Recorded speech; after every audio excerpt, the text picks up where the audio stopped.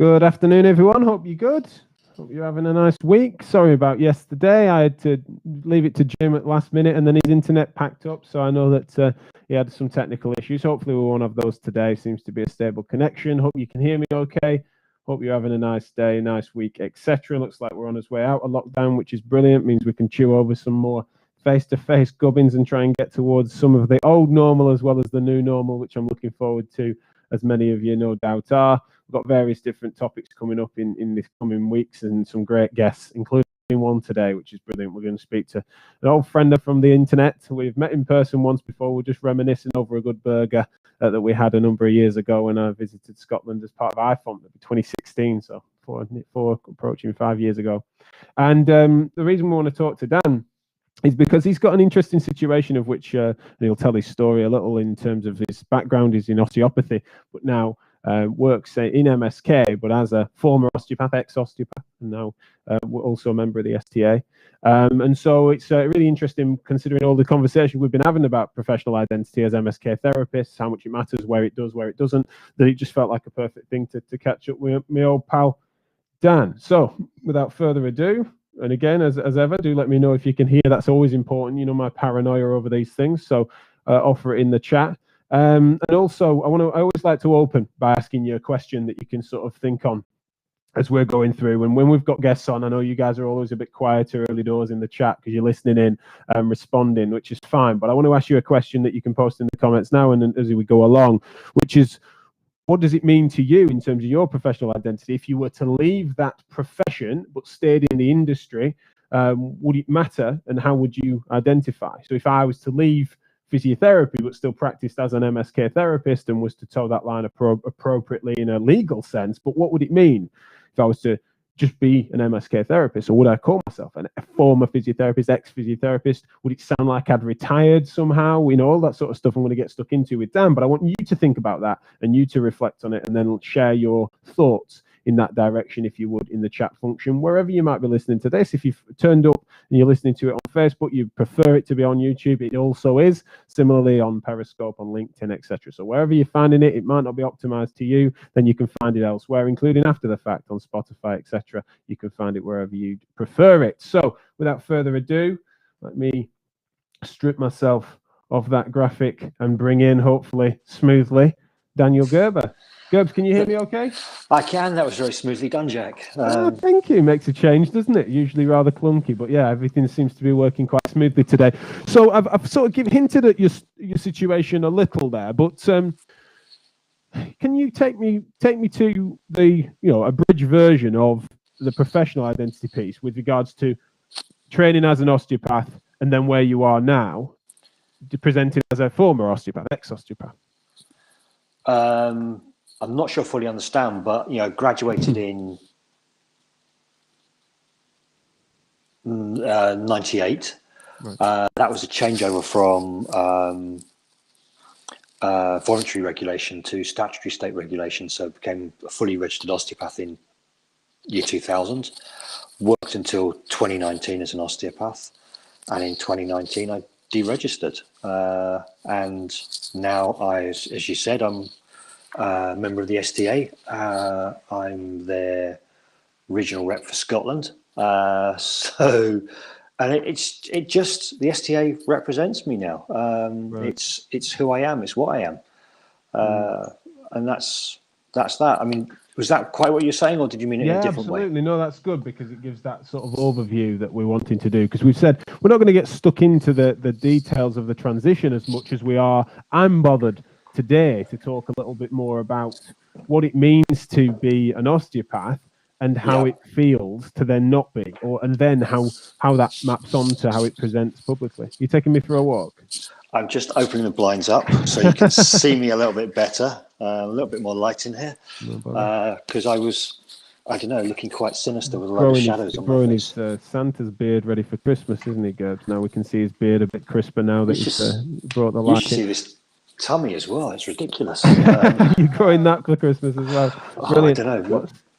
What's the situation then with that? So we just spoken before we went live about what it means to be an osteopath for then a number of 20 years now, you're just over 20 years, you're an osteopath. What does it mean to then not be? Is it something that actually is flick a switch and it matters not, or is it something that does feel a bit more emotive than that?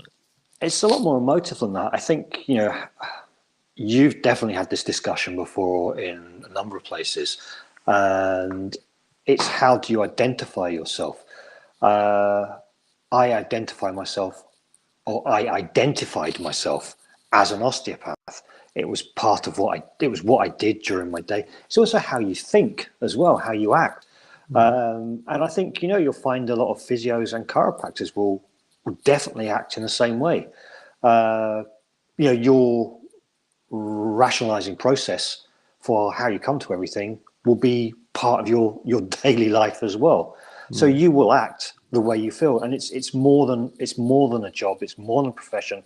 It becomes part of who you are, and then suddenly you're not, and it feels like the end of a relationship. It feels like a bit of a death. The only way I can explain it was like there was death. It was a period of mourning. Something had gone. Something was maybe missing. It wasn't there anymore, and you're trying to identify yourself.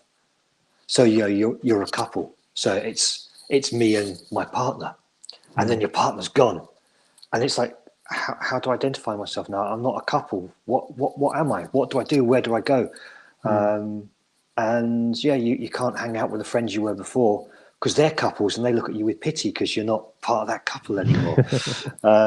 You've lost that part of the relationship, so you're different to them, and.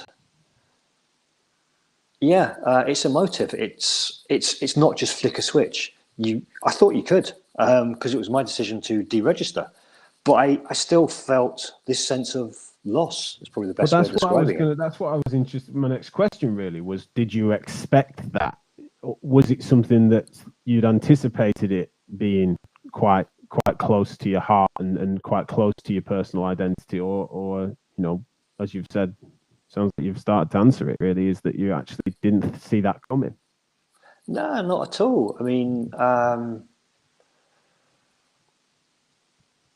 you can prepare to a certain extent, but then it happens and the switch is flicked, you sent the letter off, you deregistered, but the emotional attachment to what you were, is still there. 20 years, maybe even 10 years, 5 years, it's longer than a lot of marriages. It's longer than a lot of relationships. And it's different. It's gone. I don't know how you prepare for it since leaving. I've mentioned before on this show, but also in a number of different pieces of work in which, for good and ill, there's a cultural trope that we all do. Meeting a stranger, it's a small talk feature to say, and what do you do for a living? It's something that is central to how we go about things. In certainly I know I've heard various people that's not something that transcends every border and every culture, but certainly something that I recognise as being something that's within. If you put someone on the spot, they'd probably be within their first 5 questions trying to force some small talk. What do you do? They'd be bothered about what someone does for a living, and then that being attached to a qualification in some circumstances, or what that speaks to in terms of identity. And I find that interesting that over the years, it's initially it'd be that physiotherapist would be something I'd just answer alone, but then typically, especially in a circumstance, say where we're being asked that by someone, and say me and my wife are there, and we're both physiotherapists but do very different day jobs, then there would be something more that came with that, in which that we're physiotherapists. I work with, and the joke we say is I work with well adults and Charlotte works with poorly children, right? It'd be that there are polarities within our professional identities there, but it depends on the context.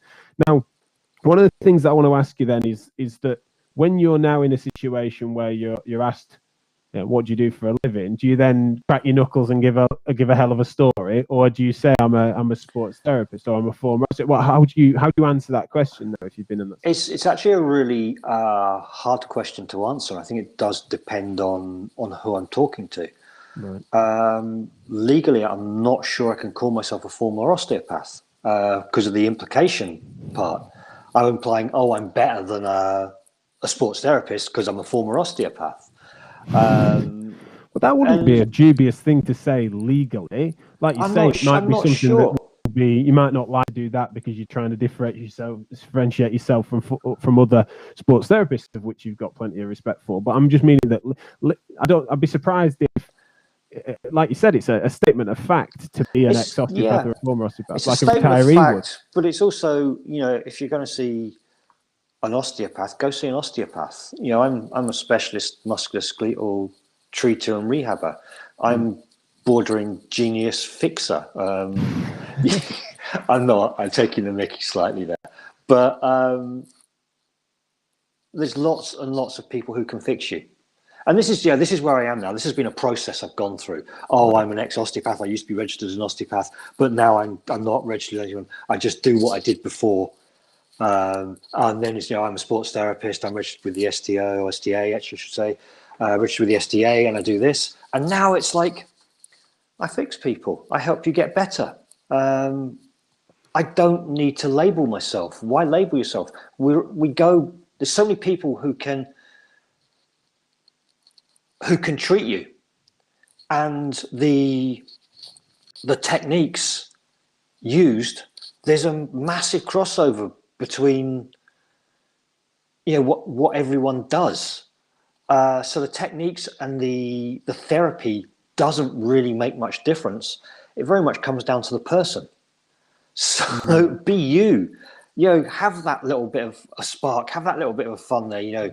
I'm this genius fixer. I'm not. I'm just laughing, but it's part of my personality coming out. I mean, I don't know if you remember, like years ago now, I think it was you I had the joke with. Me and another osteopath were talking about the special handshake that ends up with your knuckles being cracked. And I think we asked you, so is there a physiotherapist equivalent? And you said jokingly, no, we just sit down and talk about whether we actually do want to touch. That sounds like a joke I'd make. Yeah, we'd pontificate whether or not there was a utility in handshakes anymore. But I think with this, I wonder if, is it a stages of grief type thing, to use your analogy, in that you've phased into, like, it almost seems sensible in the early days of then not being an osteopath to then refer, you're still in a situation where you almost say, well, I'm a former osteopath or ex-osteopath. It's like it almost like transitions over time as you become more comfortable within a new identity. But it's going to be, in an accuracy sense, deeply relevant to your professional, like you said, the way in which you reason, the sort of heuristic in sometimes in which you sort of see life. I know that that's one of the things that I say about, if I stop being a physiotherapist tomorrow and stop signing the registers that made me one, then it would be strange, because I see a process of sort of an optimism for rehabilitation as being sort of central to my character, central to my politics. It's sort of very sort of be in my being that I see an ability to scale people's function, and that rehabilitation is probably more, because that's something that in some ways, not always as well as it should be, sometimes synonymous with physiotherapy. And how I came to rehabilitation is via a physiotherapy degree. Yeah, but it's kind of like I find that's where I find it fascinating that you don't just hang that coat up or flip that switch. No, it's trained into you. At least it should be. It's a way of thinking. It's a way of life. It becomes part of your being. You think, therefore you are. You think in this particular way, so therefore you are that particular way of thinking. And I think, you can't just hang it up. It's always there. But if we say that osteopathy is very much a manual therapy, very much hands-on, before I left, I'd come to the realization that osteopathy helps X percentage of people, but it doesn't help them all. Physiotherapy helps X percentage of people, but doesn't help them all. And same with chiropractic, massage, I don't know, crystal healing, all these sorts of things. But what can we take? Where's the good we can take? What can I take from physio? What can I take from osteopathy? What can I take from chiropractic? And do you know what can I take from crystal healing? What do they have that helps people get better? Yeah, I don't use crystals. I mean, I'm sort of not being, I'm being slightly facetious there. But what do they have? Is it the communication that's good there? Sure. But even before that, I was, I've done. So when was it? The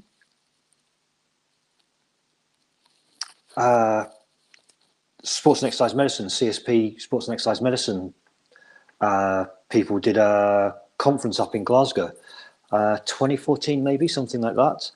And I went along to that. Yeah. And one of the physios there was talking about doing visceral osteopathy on some of their charges.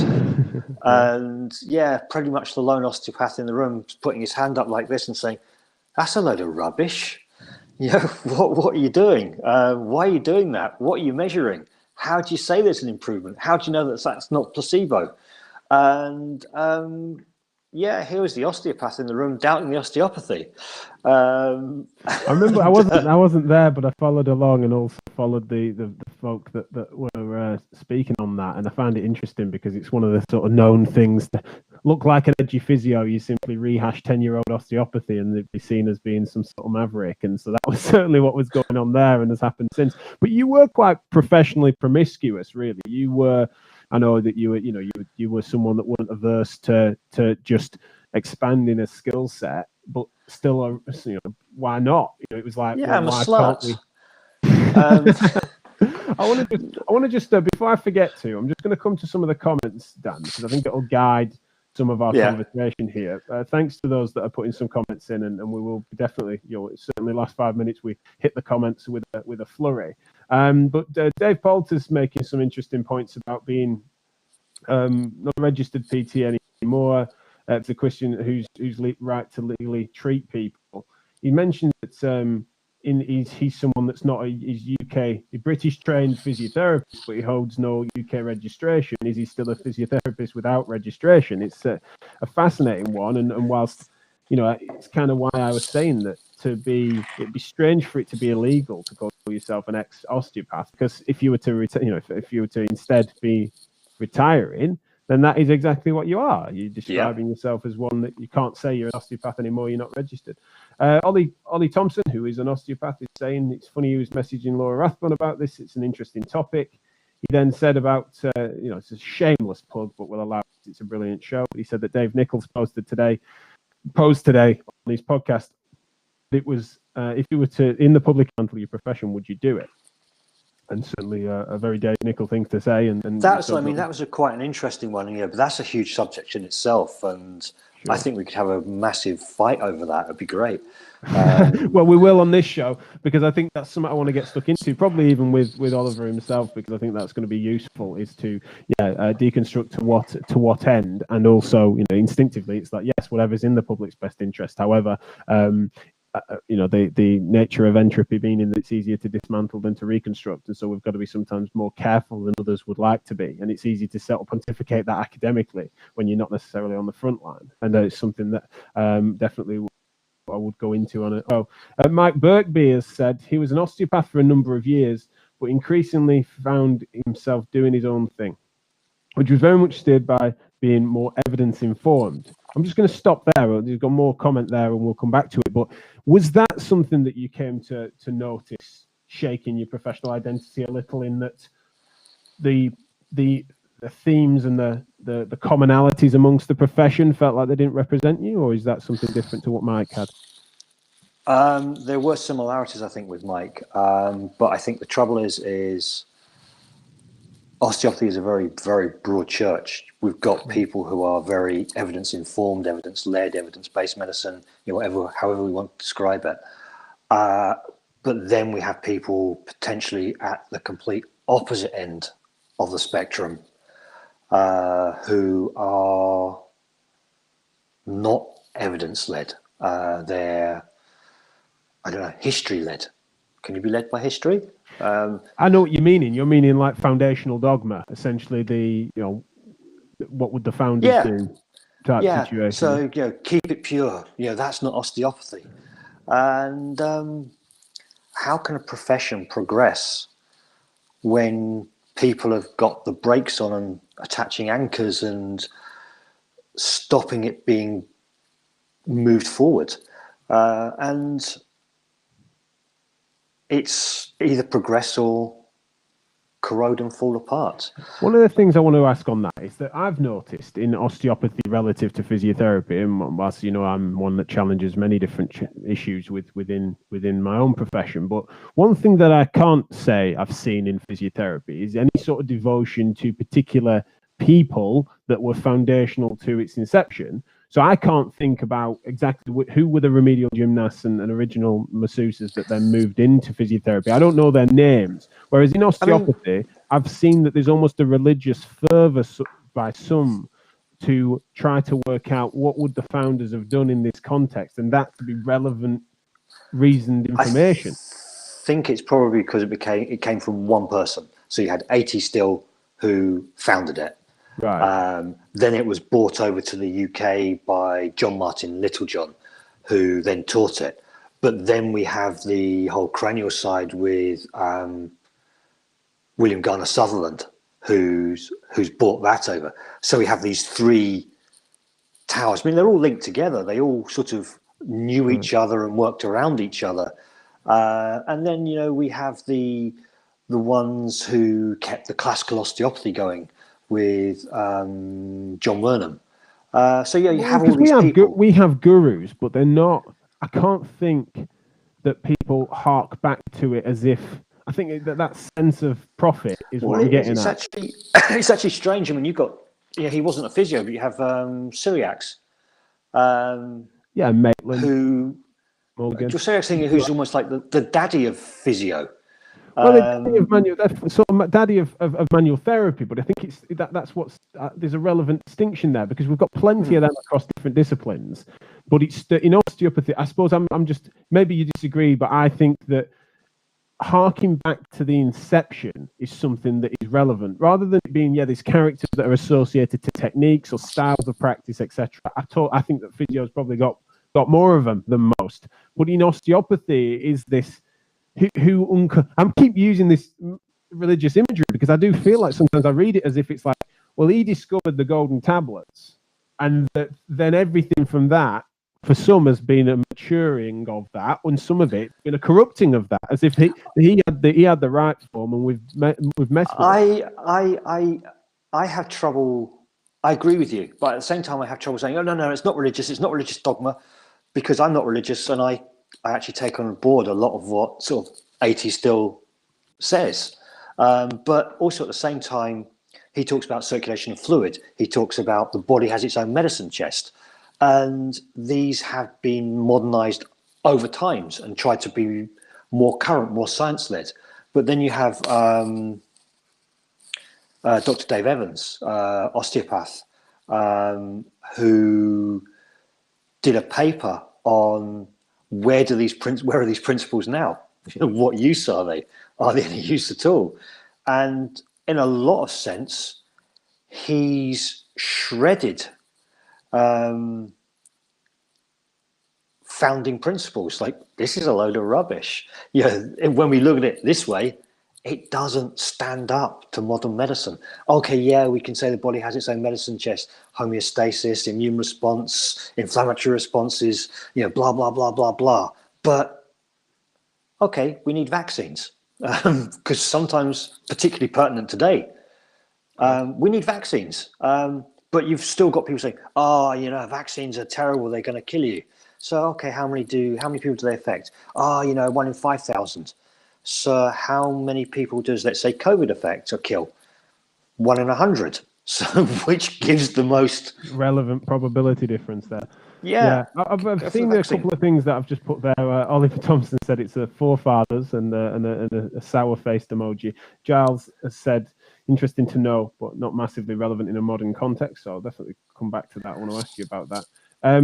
Before I do, though, the thing here from Joe Turner that's interesting to me is that she remembers driving home from the start of maternity leave and struck by, so if I'm not a physio for the next 6 months, who am I? And so it sort of shook her a little bit. That seems relevant. That what is it to be a professional within that banner? And do you hang that up? Like if Joe in the middle of her maternity leave was to be asked, what is it you do? Then with the appropriate and usual natural caveat of saying I'm on maternity leave at the moment, but I'm a physio, it doesn't seem that that's false. Similarly, that when you stop being, it kind of, I find that to be a really interesting thing because, you know, as we've said, laws are regardless.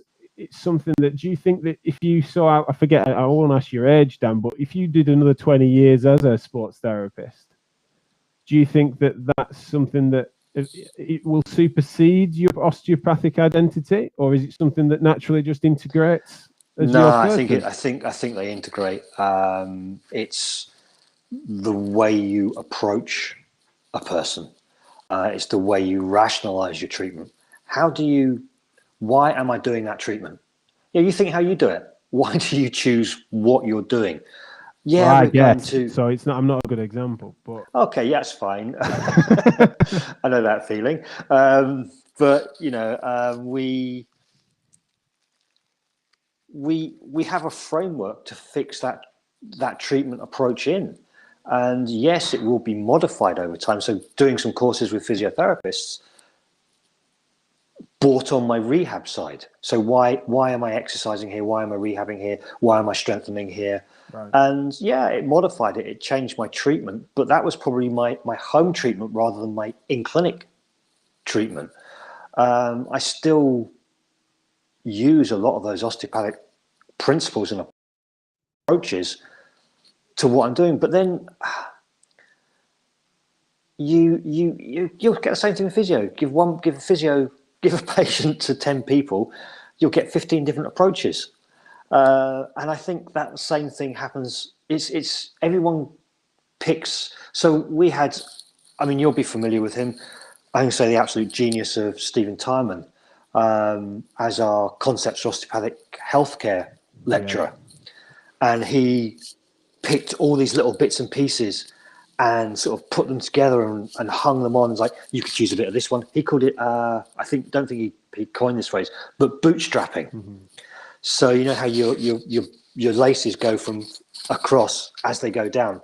And this is how we approach the patient. We take a little bit of that, a little bit of that, a little bit of that, and a bit of that. And it just goes all the way through. And we get, you know, our treatment approach at the end of it. And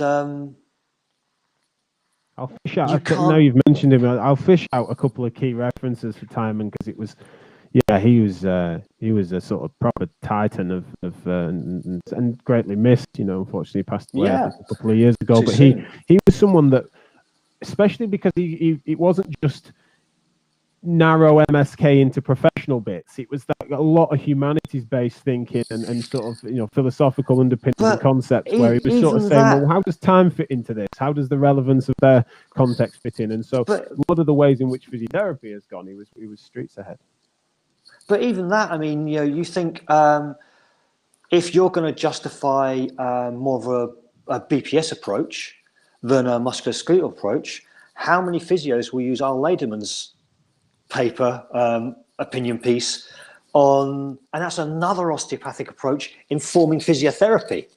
And what's the lad? I forget what's the lad who did the sort of really quite visceral critique of core stability exercise. He was an osteopath, wasn't he? He did like wasn't that Al Lederman as well? Lederman, yeah. So, or did you mention him? Yeah, he was having a go at the BPS approach, the anti-BPS. He's pro BPS, and if Oliver Thompson's still listening, he'll probably have a link to that for you.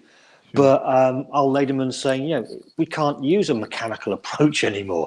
No. We've got to I realise the time, Dan. Sorry. Yeah, I sorry. want to ask you one last question on that. Is that, do you think that realistically, although we can understand the complex way in which these words and terms and professions, etc., affect our identities, do you think that realistically, all being said, when we're pulling and drawing from the same evidence base, should there be much daylight between sensible evidence-informed clinicians in a modern era? No, just as 10 osteopaths will approach one person in 15 different ways, the same thing should happen with physios, chiros, sports therapists. We should be approaching the same person the same way, with pretty much the same thoughts, the same governance. These differentiations don't make any difference anymore. We should just all be lumped together, stuck on a spin cycle, and vomited out.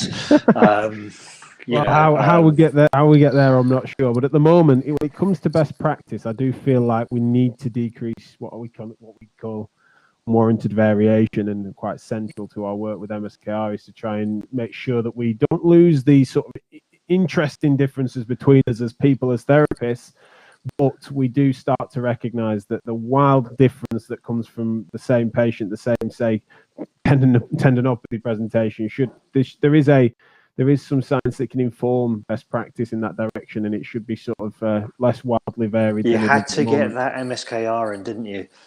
Oh, of course. Well, every show it gets mentioned. So yeah, thanks so much for your time, Dan. I'm sure we'll speak again on air and off air, but I really appreciate it. Really interesting. And thank you so much for those that have commented. Obviously, if you're just catching us at the end there, then do tune in. You can get it on a podcast form on Spotify and wherever you would prefer to listen to it. But that's us for now. Join us tomorrow. We're talking to a lady called Jackie Wallambi, who's going to be talking a little bit about some of the contentions and myths that exist around race and pain, and ethnicity and pain, and some of the things that get perpetuated and why they do so, because of statistical differences that get found and inferences that are made. We mentioned it on a show a few weeks ago, and I was pointed in the direction of a leading expert in that field, and so we want to bust some myths around some of those tropes tomorrow. So do join me on the show for that. I say tomorrow, no, it's not. It's Friday. She's on the show, so I can't remember what's on tomorrow. I'm losing track. But yeah, thanks so much for everyone joining us. And Dan, we'll speak soon, mate. Love to speak to you. Speak to you again soon, mate. Cheers, see you. Bye.